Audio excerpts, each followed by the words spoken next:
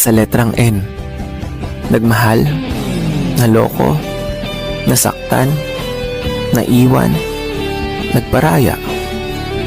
At ngayon, nag-iisa. Nakangiti, natatamaan.